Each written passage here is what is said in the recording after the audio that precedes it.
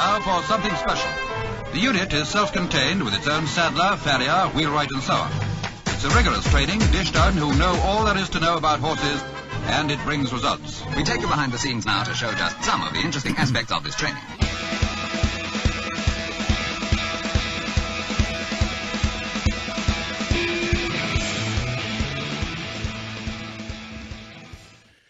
Welcome back to Equine Dynamics with Mike Stine, the award-winning #1 podcast to create sounder horses from the ground up. Mike Stine is a registered journeyman farrier with an APF1 accreditation. On this week's show, where you have a farrier extraordinaire, Jim Crew is going to be joining us. He's going to be talking about how horse owners need to communicate with the farriers, how saddle fit affects the feet, and also shoeing a horse for the feet or for the body. All this and much, much more will be discussed here on Equine Dynamics with Mike Stine. And over to the far right-hand side is Mike Stine. How are you? I am doing good. How are you, Travis? I'm doing very well. Well, actually, I take that back. I'm not doing well at all. When Mama's not happy, the household's not happy. What did you do to make Mama not happy? It's not me, Mike. Is it me? I don't know if it's you or not, but last week we were talking about Diego and all the things and problems that was going on with Diego, and then I get a call. My wife gets a call in the middle of the night from the trainer.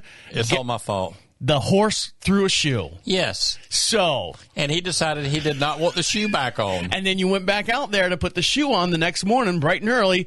And he says, no, we're not doing this today. And then you went back out there one more time and finally got it on there. And when you got a horse that's 1,500 pounds and decides you're not taking his hind leg, guess what?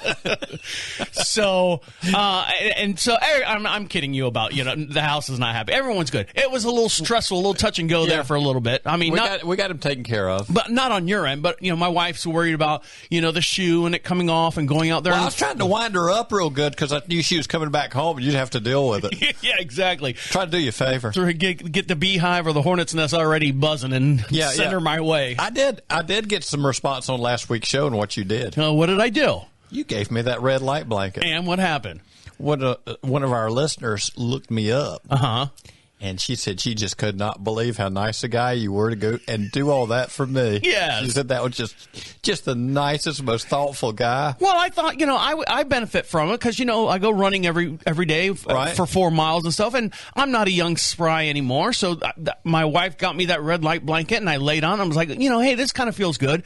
And I couldn't think of another better person. After I showed, like I said on that week's show, I turned that thing on, Mike, and the red lights, if you're watching us here, and don't forget for every podcast we have a matching video over on YouTube.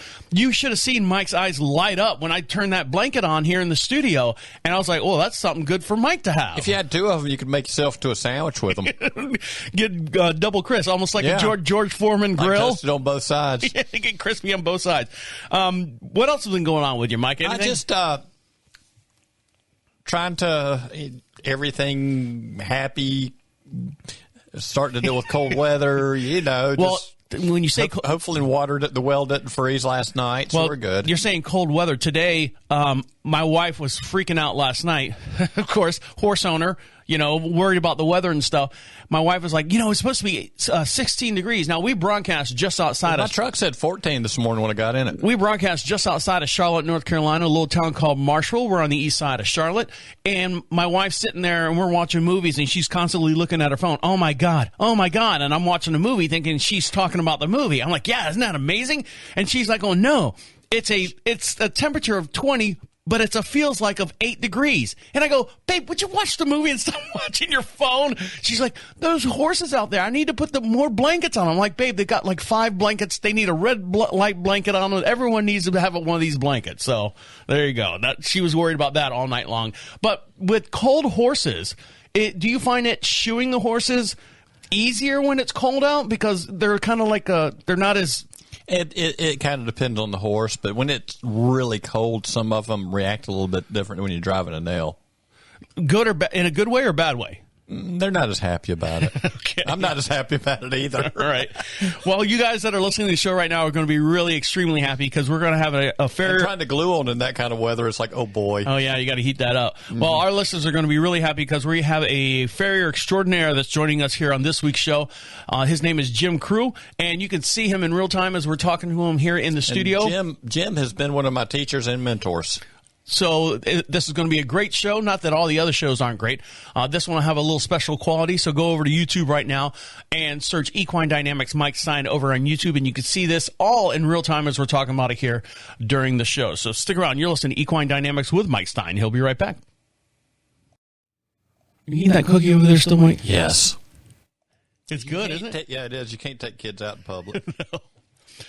Welcome back to Equine Dynamics with Mike Stine. Don't forget, you can join the podcast, and the way you do that is go over to equinedynamics.com. At the very top of the page says join the podcast, and your voice can physically be heard right alongside of us here in the studio. And what does that mean? If you got a microphone on your phone, your device, or on a laptop, just like Jim Crew has here, we're going to introduce in just one sec. You can speak right into it, comes right to our inbox, and we'll play it on the very next podcast. Your voice can be heard right alongside of us here in the studio, and we'll answer your question live on the air. Go over to equinedynamics.com. At the top of the page says join the podcast. And over to my far hand side, my very own answer man is Mike Stine. How are you? I am doing okay, Travis. How are you? And it's just a treat to have you, Jim. Thank you. And joining us this week is a farrier extraordinaire, Jim Crew. Jim, thank you for joining us. And where are you coming to us from? Thank you for the invite to be here. This is going to be exciting for me. I live in South Georgia, a little town called Richland, Georgia. Retired here. My daughter-in-law and Brandon, my son, have a ranch here, farm, and she trains. And Brandon sells John Deere tractors, and I have a little 5-acre tract adjoining them, and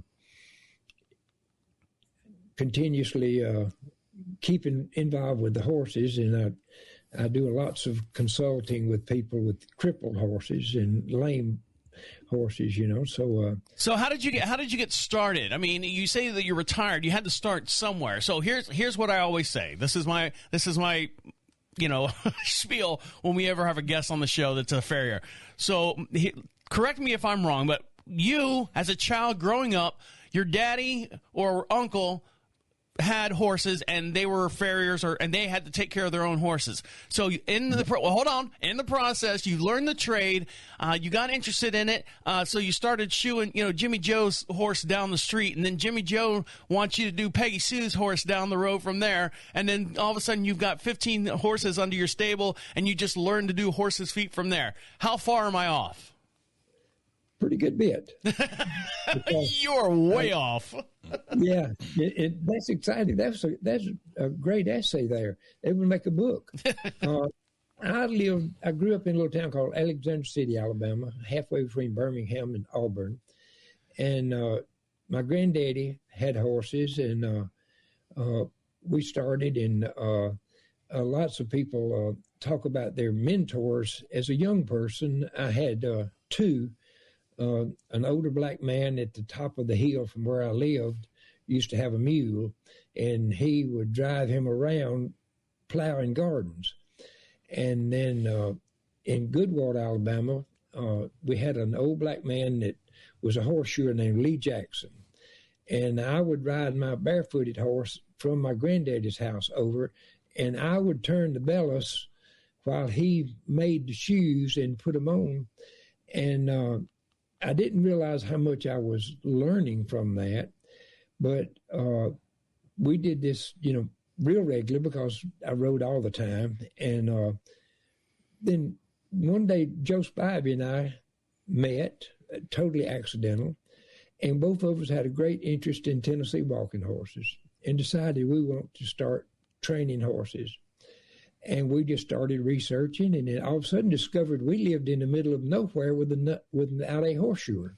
So, Jim, when you say you do some researching, are you going to like the local library, or are you just like sitting at the local saloon and talking to the guys that, what have you learned and what have you learned? No, actually, I started out with Professor Jesse Berry, the School of Horsemanship in Mount Pleasant, Ohio, and read everything he had. And Farnham, the same company that's in existence today, had a little Farnham book in the feed stores, and it had a man with a shoeing an Appaloosa horse tied. I remember that book. I remember that book. That's where I learned to shoe. Yeah. I that book and started shoeing out of that book, carried it with me. out to the barn. And that's where I started out. And Does that book hold true today? Does that same book does that book hold true today? You know, the lessons that you learned in that book, does it still stand firm as far as the way you approach today? Yeah, I wished I could get a copy of it just to give to my grandson. You know, Right, Mike. There's a Christmas gift for you. I learned everything. You know, then I wanted to go to horseshoeing school later on, and because I went to Mid-South Academy over at Memphis, Tennessee, with Lem Couch, and he was the best leg man that I had been around, and he taught me a lot about horses' legs. And I already had some good shoeing experience, you know, but it just developed from there. And I could never be content with a horse just being the way they were. You know, it was something about trying to make them better. And, just started out and look at you and look at you today. Yeah, and so I'll tell you two quick things that change your life in lots of ways. In the early '60s, Joe Spivey and I drove to Shelbyville, Tennessee, to watch the walking horse celebration. right. And so Joe took to the fields to watch the horse trainers train, and I took to the blacksmith shop. Well, legendary blacksmiths were in there. Mr. Curtis Hamilton was there shoeing. Wow. Bill Dotson from Selma, Alabama. And the guy that I just really liked was Dan Arnold was in there. And Mr. Bob Hughes had a gold Cadillac and a gold 2-horse trailer. And I was standing there watching him shoe all day long. And he was shoeing a horse, walking horse, show horse, and he made all the shoes. You know, everybody did, and he made a pair of back shoes, and he pitched the left hind shoe over by the horse's left hind foot, and then he was finishing up the right hind, and I noticed that he made it totally different, and then he threw it down on the ground right by the right hind foot. And I didn't have the nerve to ask him, but I watched him shoe that horse. Now, in those days, what we call eagle eye shoeing today, they made a pair of shoes, threw them on the ground. They fit. Mm-hmm. They did not have to touch them shoes. When they picked up their foot and nailed that shoe on, it was perfect, you know. So he made a double heel cork on the right hind foot, the lateral side, the outside of the right hind foot. He put a double heel cork, twice as thick as the one on the inside. Mike, you know what a double heel cork is? I do. Okay, because I don't. So well, that would be turning a piece of steel down to raise the angle or for traction. Okay, got it now. Okay. And so I got up the nerve the next day to ask him, why did you put 2 different back shoes on that horse? He said, one day you'll figure it out for yourself and you'll never forget it.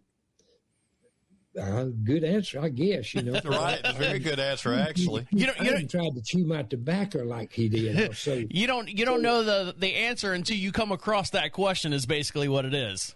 Right, yeah, you know. So I figured it out years later. And the other thing that happened, I was up at Brandon, my son's granddaddy's place, and he did auto body work.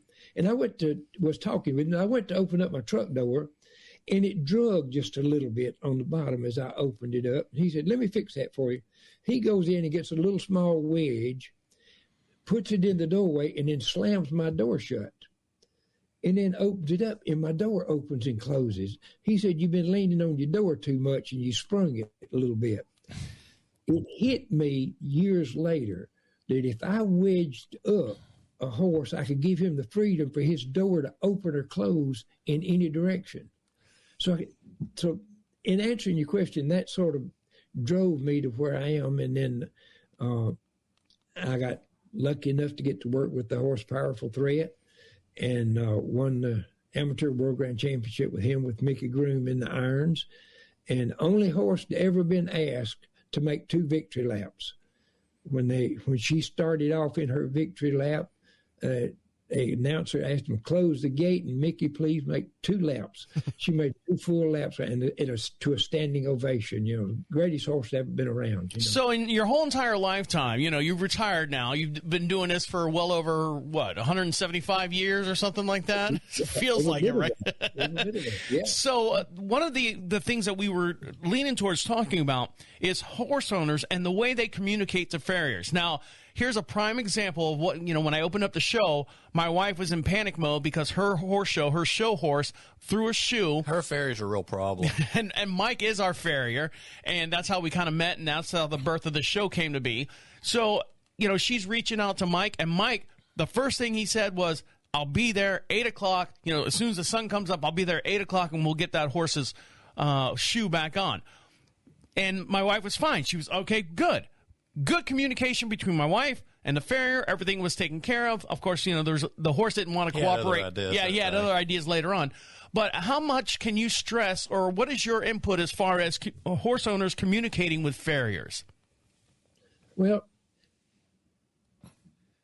if you want to have a great horse, you have got to learn some anatomy and some horse training techniques.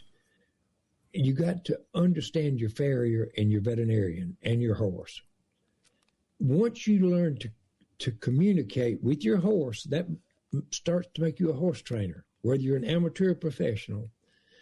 And if you learn to do the same communication with your farrier, there are so many great farriers out there. There are really some good people at horseshoers. But they drive up to a house, open up their truck, shoe the 3, 4, 5 horses in the barn, get their check, and go home. That's exactly what they got paid to do. Right. Was trim those feet off, put a shoe on. The horse has the very same problems that he had when they leave that he had when they got there, because the owner did not tell them that they were having a problem.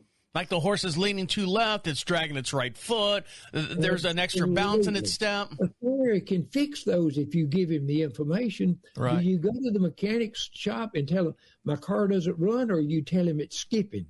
Or do you tell him it's pulling to the right? That makes perfect sense. Think about your horse as a car. If I just dropped my car, I just got my car back from the dealership the other day. If I was to drop it off and go, okay, it's broke, fix it. He's going to look at me like, well, I'll change the oil. I'll do the basics on it. $1 million worth of analyzing to get to where he found out that your back tire was low in air. Exactly. And so that was the big thing that I pushed for a long time is learning your horse's problems. So let's skip the communication with the farrier for a few minutes and let's learn your horse. Right. All right. So you're standing there looking at this magnificent animal, and his mane is split. Say all the mane is on the right side except at his left shoulder. 4, 5, 6 inches of mane is hanging to the left side. Now, that's a serious problem for a horse. It may not be for the horse owner, but the mane at the pole can be the same way. Your horse can have all the mane hanging to the left or to the right, and then right behind the ears, the pole area, that mane can be flipped to the other side. And we're going to go into a little bit of detail here as to what caused it and why it's such a big problem. For the mane to change at the pole, a shoulder has to move. I've seen Mike do. He's added this to his when he does clinics and stuff like that. I've seen him talk about that split mane and stuff, and that's something that's always stuck with me.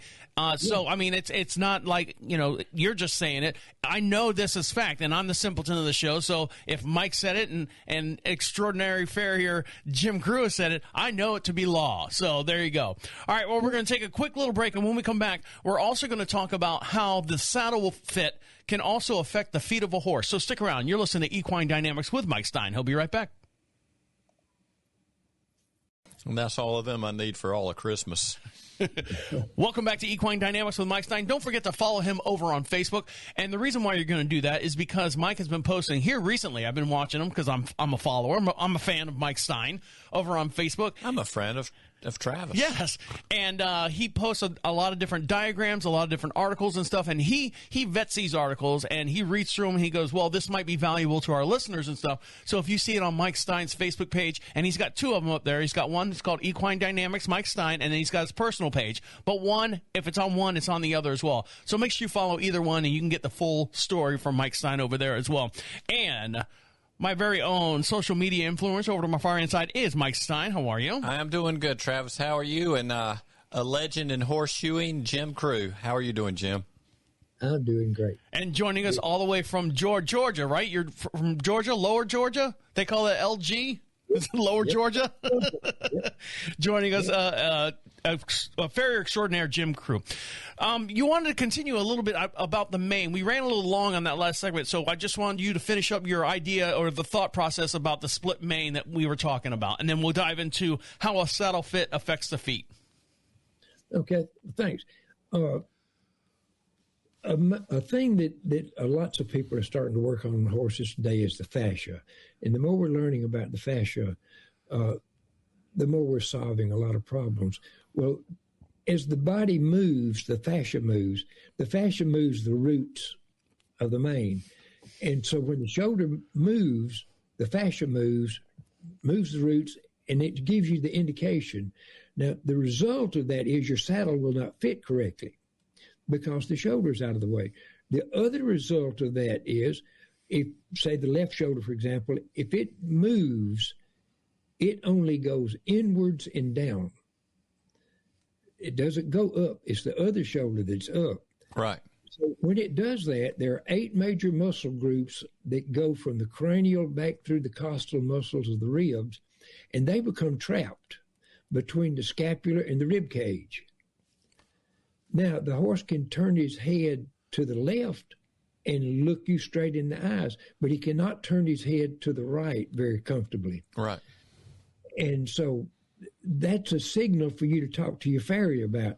Look, my horse can flex perfectly to the left, but cannot flex to the right. Answer is the shoulder is out of place. So how do we get to that? We start, to shoeing to fit the saddle. And the same thing with the mane.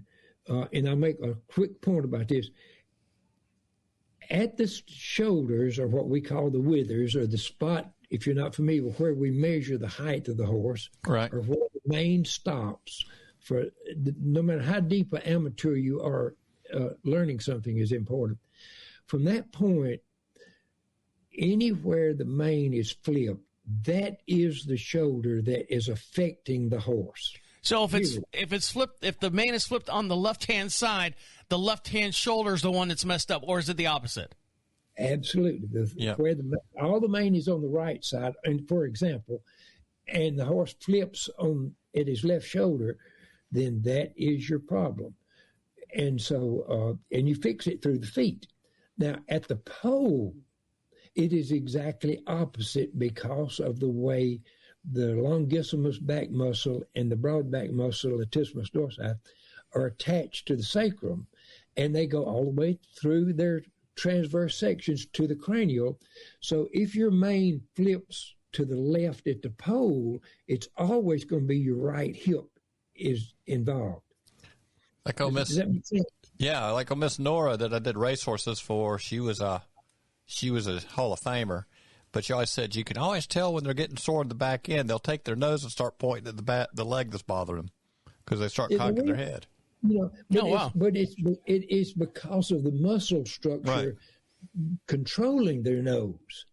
Does that make sense? Yes, exactly. So you follow through it. So it's through the fascia that the manes flip, but they're a total indicator.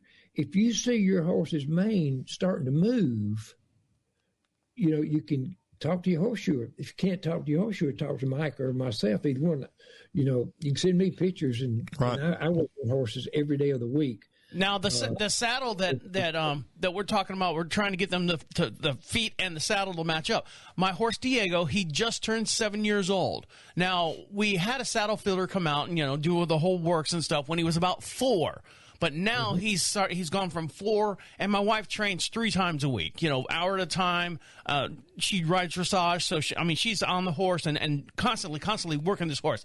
Over the last 6 months, he's taken this little, what my wife calls not a growth spurt, but a learning spurt. He's had a growth spurt too. Oh, has he? Okay. Oh yeah, he's filling out and quite a bit bigger than he was at 4 because of his muscles and stuff. I guess maybe not much taller, but there's a lot more horse there. So now we have Mike coming out fixing shoes that are flying off like a Formula One race car. If they had a good farrier, and we have the saddle fitter coming out. So how does the saddle fitter need to communicate through the owner, or does the saddle fitter need to communicate to the farrier directly as far as what I say she, because ours is a female flocker. How should they communicate? What's the best thing to get the person up top to communicate with the person down below? Well, as a saddle fitter, when you go in and adjust the saddle to fit the horse's back, if the farrier doesn't have the horse fixed, you're going to be right back changing the saddle again as soon as you fix the problem. Yeah. Because you got to fix the horse before you can fix the saddle. And sometimes you don't have to fix the saddle if you fix the horse. But not to interrupt you, Jim, but what if it takes, because Mike comes out every 6 weeks, 4 weeks to 6. About 5 weeks. Okay, so about 5 weeks on ours. So what if it takes a total of 15 weeks for, whatever? It won't take that long. Okay, so not that long. So maybe, 5 weeks or 10 weeks? Or every 10 weeks? Well, it's going to take a little while to get the muscle developed in, but we can deal with the shoulder alignment fairly quick. So I guess what I'm saying is, you have a farrier come out on December 1st, and then Mike comes out like December 2nd, and then the farrier, the flocker's got to come back out on December 31st again. Well, I'll tell you, Jim, as far as that body alignment thing, I know that the rate of changing stuff he did, I know when you were out at the Pirelli Ranch, but you could see those horses back pretty quick. And Jim moves stuff like, boom, a couple days later, it's like there you are. Yeah. If you approach from the farrier standpoint, you can almost fix the horse instantly. Okay, so it's not a drawn-out thing. Okay, I misunderstood that. It's not like development. Say you put a horse in training, you start developing his muscles, right? You start increasing the protein, all of a sudden the horse grows a little bit more. All those are, the saddle has to be adjusted as the horse matures. That makes good sense. From my point of view, it's just that part is 100% correct. Now, I didn't mean to when I'm going to say this, but from the farrier side, there are 2 things that happen to a horse. Number 1, an injury. Anytime you get any kind of leg injury to a horse of any form or fashion whatsoever, you get a product called atrophying of the hoof. It happens in the genetics of a horse to protect that horse. Right. The foot decreases in size.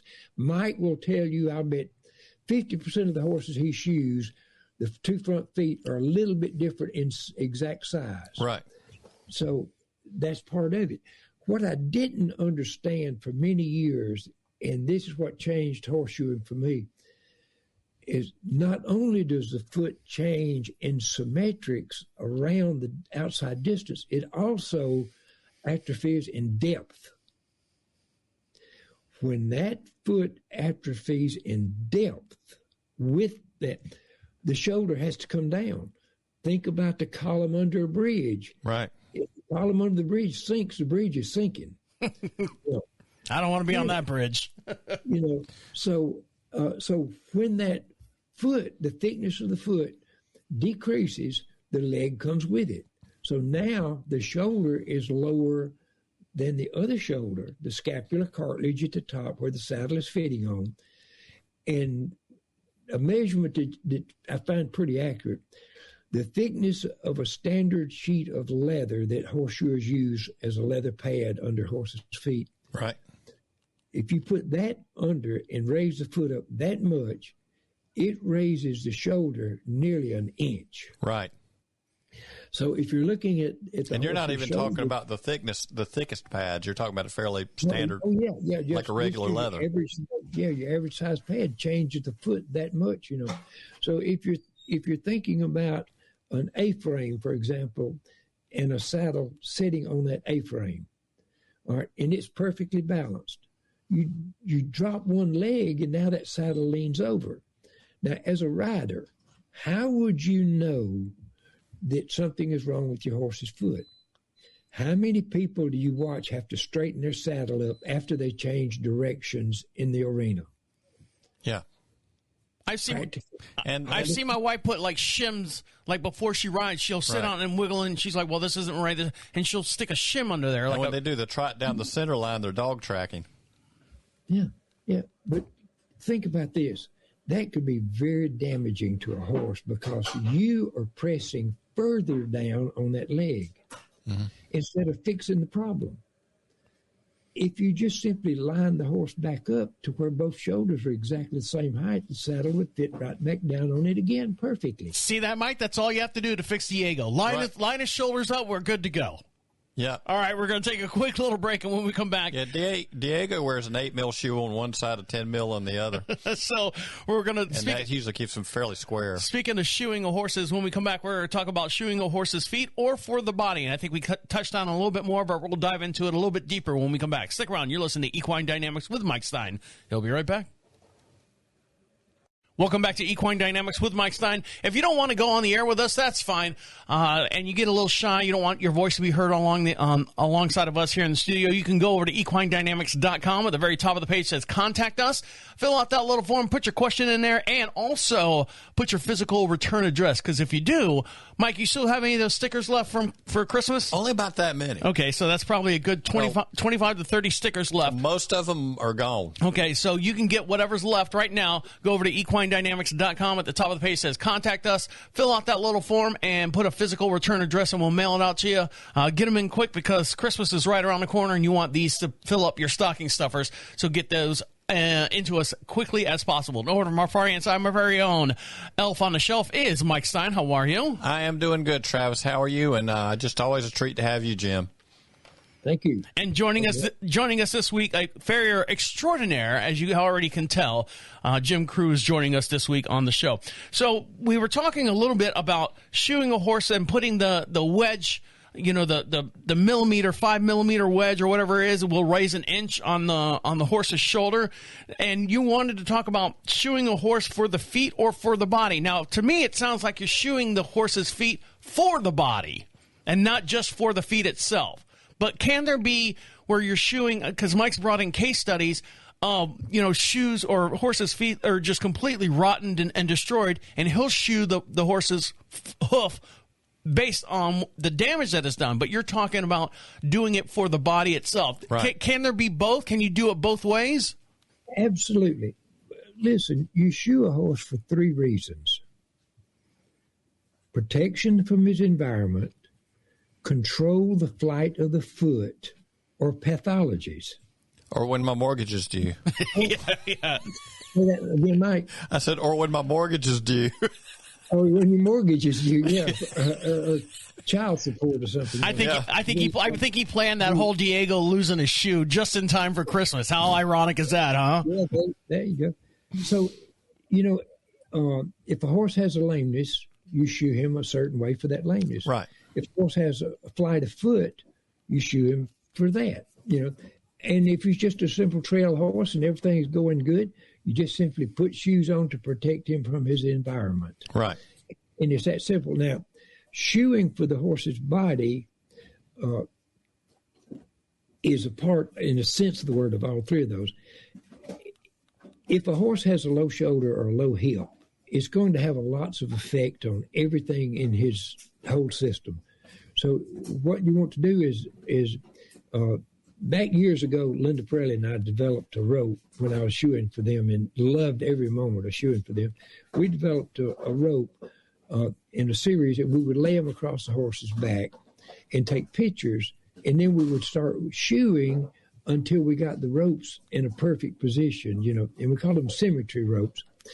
And that gave me a real good insight into to what was happening with the legs. So you would simply take a horse with a low shoulder, put a leather pad under his foot, or have a thick a pad till you get him level, and then you simply put that on as an orthotic. We've been using orthotics on people forever. Right. My dad's got 2 of them on right now. Yeah, and then built up extra leather under their sole, in their shoe. And so what we came up with this idea, we can fix this problem and make these horses happy. So we came up with this idea of orthotics many years ago.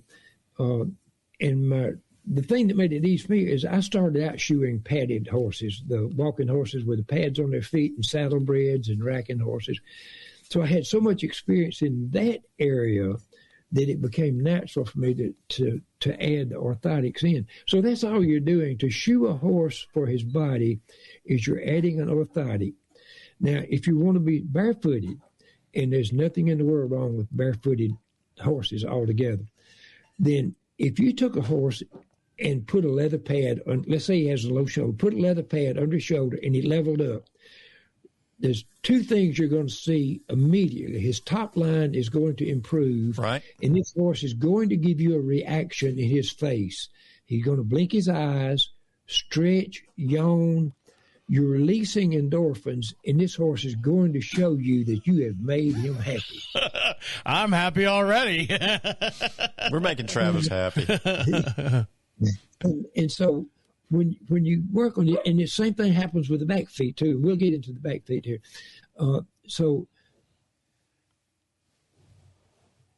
We lost him. We froze. He froze. Give him 1 sec. And trim the other foot a little more vigorously, and all of a sudden you started to level this horse up. But you can control foot growth through trimming. Totally, Right. And you can control depth. You control depth. What you have to do is just not trim as much, So we talked about the injury.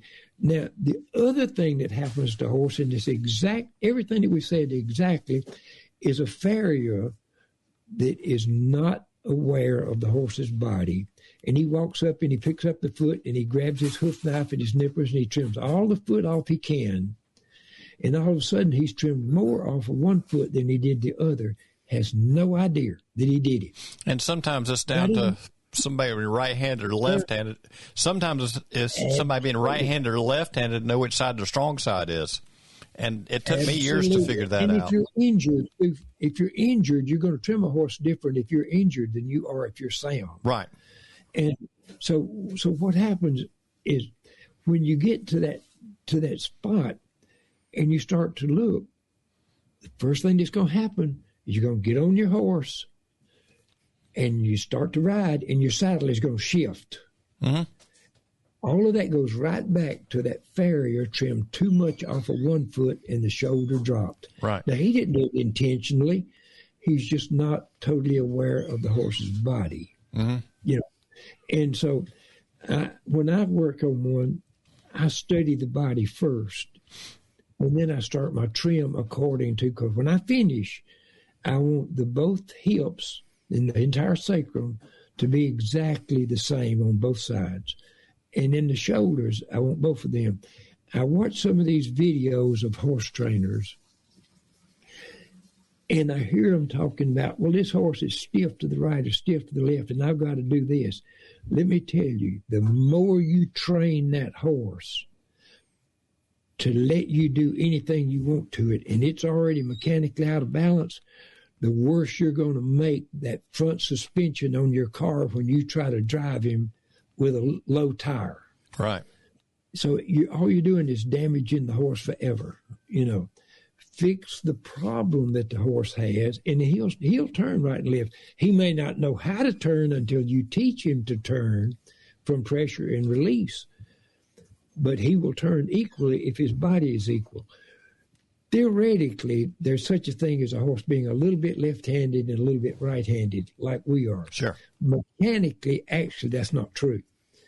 If you get a horse's scapular cartilage at the top of his withers perfectly level, and you get his sacrum level, Now, one thing that Mike and I both have done and talked about, when you step back and look at a horse, let's talk for a quick second, the perfect position for the front legs. You have the scapular that goes down to the humeral joint at the front of the chest, then the humerus down to the elbow, and then down the legs. When you look at that zigzag, that makes a shock absorber. Mm-hmm. That's what absorbs the shock of a horse when he's moving. The goal is, and this is what Mike is real good at, the goal is to get both of those shock absorbers working exactly perfectly. Then this, where you hear these ladies talk about their right diagonal, left diagonal, now you're getting into scientific shoeing to get this. Now, the same thing in the back end. Yeah. The perfect way to get the back end is to look at the cornet band. Right. You want the angle of the hairline to hit exactly the center of the back of the knee. That's your perfect starting spot to improve the discipline of a horse. Whatever you have to do, wedging up the heels or how you do your trim, if you get those two lines set up. Now, from the height of the hips, your sacrum has the longissimus back muscle and has the broad back muscle of the latissimus dorsi. The latissimus dorsi goes it's like a T-shirt that has arms. It lays across the horse's back, and then the sleeves of the shirt would go down outside of the rib cage, and they would attach to the medial side of the humerus, dead center. So if the right hip is low, we've been talking about right and left shoulders. Now we get to the hip. If the right hip is low, that muscle goes under stress, and all of a sudden your horse has to start having back pain. Right. Because you want to force him to do what you want him to do. Horses learn from wives. Go ahead, Mike. You were going to say something? Yeah, Jim, I can tell you, back before I met you and back before my path was, I met Tony Gonzalez, got talking to him about some of this stuff, ended up spending some time with you, met Gene in between, and that's how we met. Yeah. And but I had a horse early on in my career I was working on that had a stifle injury. Of course, you went to the old Rooney book, wedge him up, square toe, all that kind of stuff. So it did that on both sides. And the one side, the horse didn't move that good. Was probably happier with the stifle, but didn't move that good. But on the other hind foot, it got where it kept taking that shoe off. Mm-hmm. And the horse was moving better with the shoe off than when I shoed it. Wait a minute. I know this horse. And and this was very early in my career. And then I think I had met Tony down at Texarkana, and I think his things was you're treating the goose like the gander. And I said, well, yeah, you're doing the same on one or the other. He says, well, try shoeing the horse where the horse moves best. I said, what do you mean? He said, you're putting a wedge pad on the one side. What are you doing on the other side? Shoe it the way it is when he moves best. And then I went back and did a flat shoe on that side, and the horse moved wonderfully. Mm-hmm. Absolutely. It happens all of the time. You made the perfect diagnosis there. And that's what we're talking about is if you level up the hips and shoe him that way, you're going to solve a lot of problems because all the muscles eventually tie together, and everything goes from foot to cranial, right? Right. So what you're trying to do is to bring a medial level horse to an incredibly higher level, Right. And so that learning to follow the mane will immediately tell you. I did a clinic just outside of Tyler, Texas, and this young man was out there, and he was skeptical. He had a real pretty little chestnut quarter horse, and his mane was all messed up. You remember Tab Pig? Yes, yes. Tab was doing that clinic with me, and we were doing a vet tech glue-on clinic, right? And I loved the vet tech stuff when I was doing all that. It just it worked. The super fast, But this kid came up to me and he says, Mr. Jim, said, I loved your clinic. I'm going to come back next week. I always did 3 clinics in a row, 6 weeks apart when I did the clinics. Right. I learned that from Gene Overneck. You go to Gene's clinic, he gives you some great information, and he never comes back and helps you fix it. Right. No, it's not negative either. That was a learning point. So when I helped with a horse, I wanted to come back in 6 weeks and let's take him and go to the next level and see what that horse told us over that period of time. So anyhow, I said, well, look, you don't worry about it. Stay in touch, and your horse is going to do fine. He said he's riding great. Goes home. I finally make it back home to Florida. I get a phone call.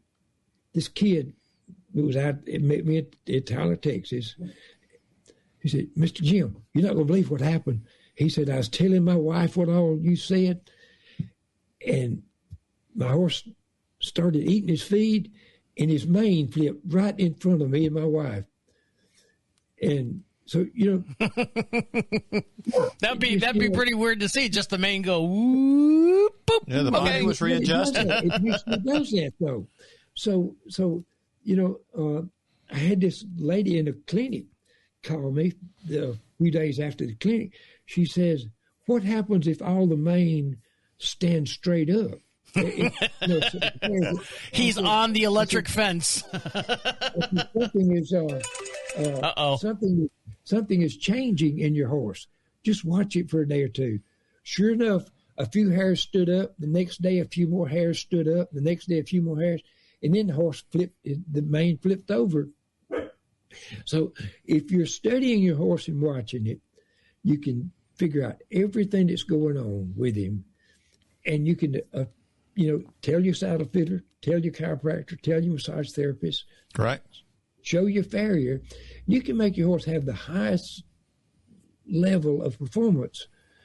And, I love shoeing. When I went shoeing for Pat and Linda Pirelli, that was like the greatest thing on earth. I really love them people. And they are masters at what they do. And I'd always done this with my own horses.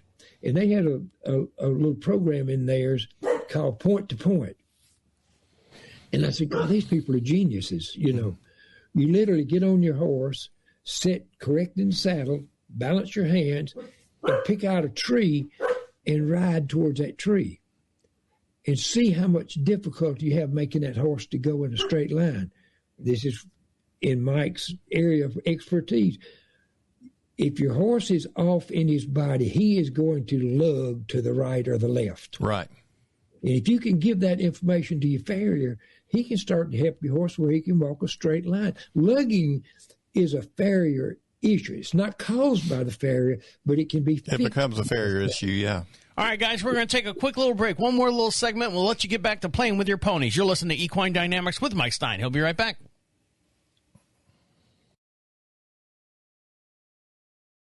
Welcome back to Equine Dynamics with Mike Stine. If you'd like this podcast to perform out at your clinic, your location, your Christmas party, we got a Christmas party coming up here, Mike. We do? We do. Are you invited?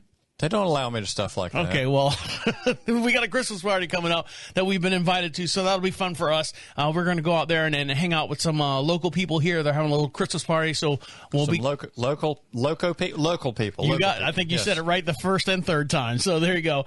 We're going to hang out with them coming up here in the next couple days or so. So we'll take some pictures and stuff, and you can see all this over on Mike Stine's Facebook page. Just follow Equine Dynamics Mike Stine over there. And if you have a question for Mike Stine, email him at any time at equinedynamics.com, keyword clinics, and fill out that little form, and we'll come out there and celebrate with you as well. Over to my far inside, my very own wedding crasher, my Christmas party crasher is Mike Stine. How are you? I'm doing good, Travis. How are you? I'm doing well. And joining us this week, farrier extraordinary Jim Crew is joining us. And thank you for joining us this week, Jim. Thank you. Enjoying it. All right, Mike. So what did we learn this week? What did we learn today? How horse owners need to communicate with the farriers, Jim? Totally, 100% of the time. Don't just send your horse out there for the farrier to shoe him. Give the farrier some information as to what your horse is doing or not doing. Even your equine dentist. A horse dropping feed out of his mouth rings the bell. I need to get my veterinarian and my dentist to look at his mouth. Same thing with walking crooked. Walking crooked, saddle won't set straight. Yeah, you name it. Had a lady call me on the phone. She said, "I'm having trouble with my horse pawing in the stall." And I said, "What's going wrong with him?" She said, "He keeps pawing and he's digging the shavings up and he stands on the shavings after he gets some pull." I said, "Ma'am, your horse is too low in the heels. He's trying to tell you to raise his heel angle and he'll be comfortable."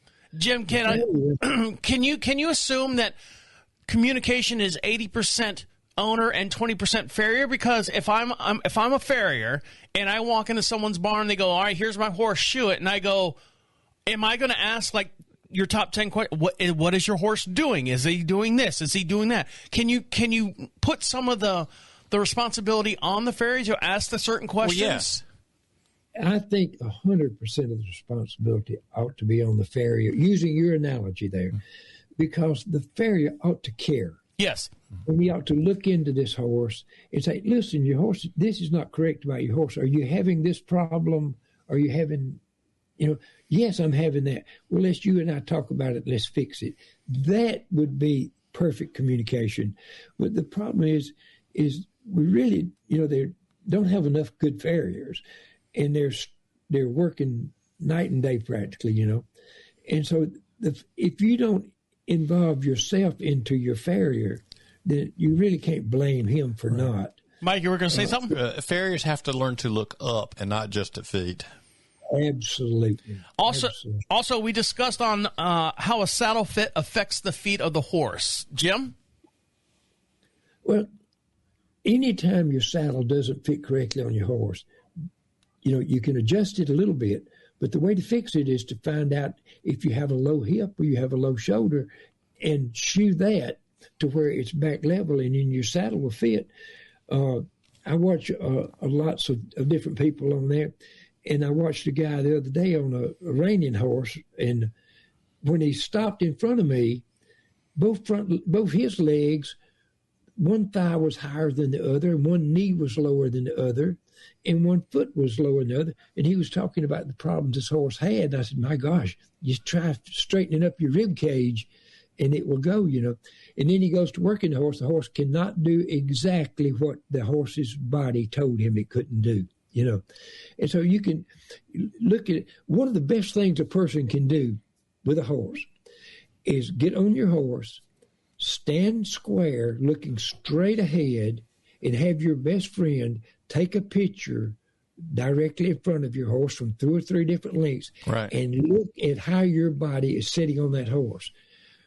It's not you that's the problem, it's the horse. So if you can show your farrier, look, this rib cage is out too much to the left.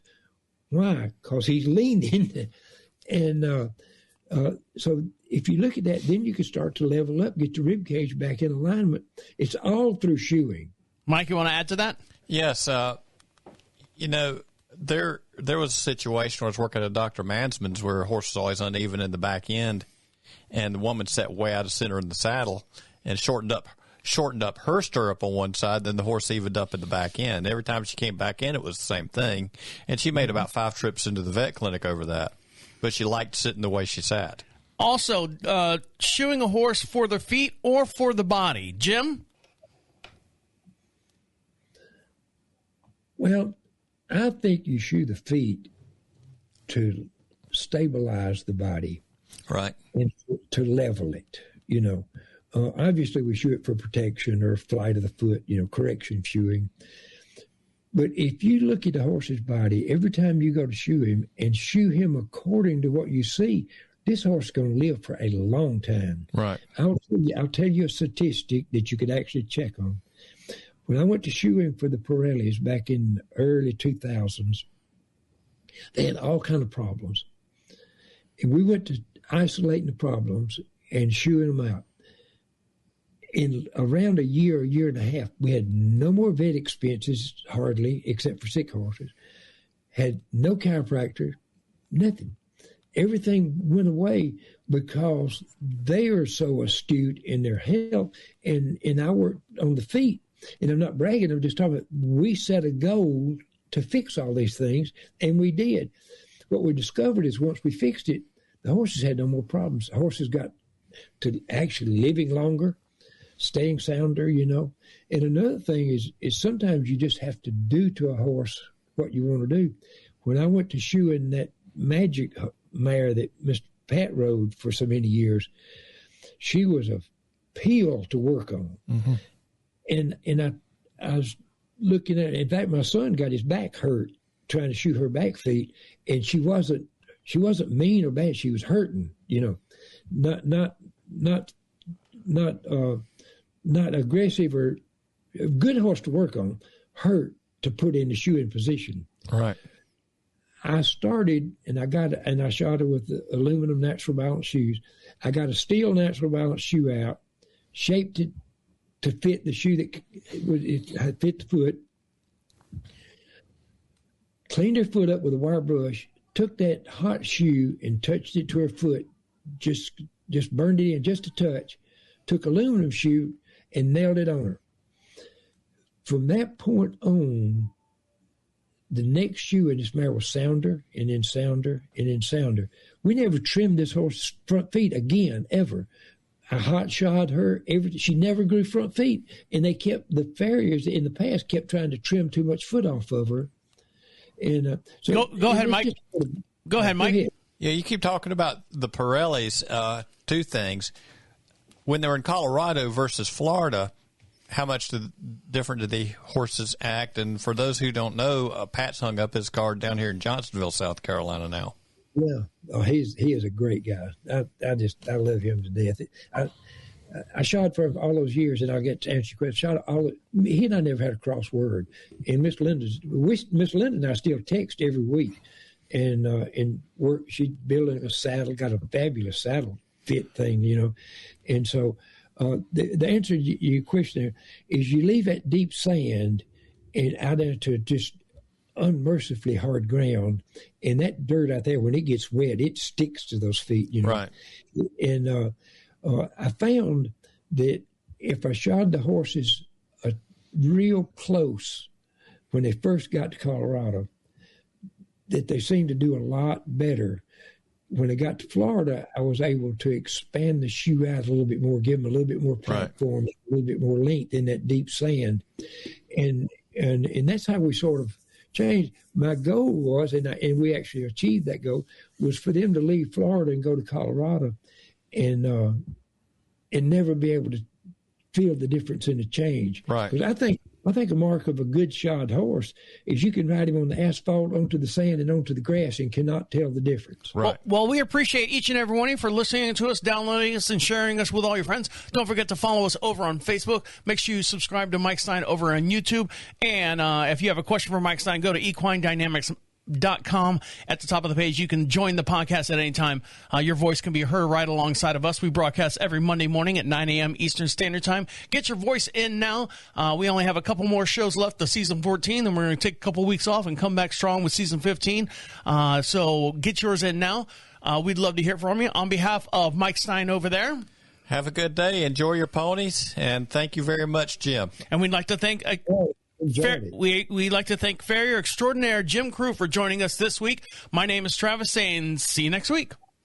Blue shadows on the trail.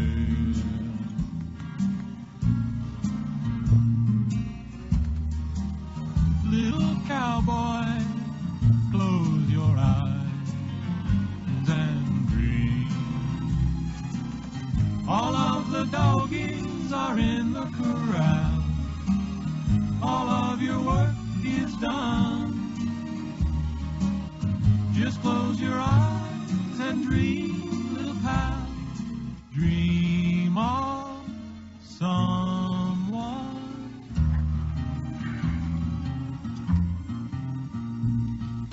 Hi, Lucky.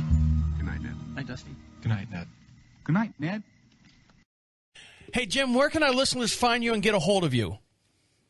Well, on Facebook, it's just Jim Crew, and you can get me through Messenger there, reach out to me. I'll send you my phone number. I'll give you my phone number. Go ahead. 205-577-0685. Send me a text. This is John Doe. I'd love to discuss a horse with you because I don't answer the phone except for people that are on my phone, Right. all these fraud calls and stuff. But just send me a text or reach out to me on Messenger. You have all of my time you want. What about, do you have an email address or anything? It's hard for me to read the email address. It is trailswithjim@gmail.com, but I have difficulty with the email versus Messenger and text, Okay. And the easiest way to find out stuff for me is just simply send me a message. I'll send you my phone number. Call me on the phone. When you get me on the telephone, I belong to you until we're through, And I do at least 2 horses a week.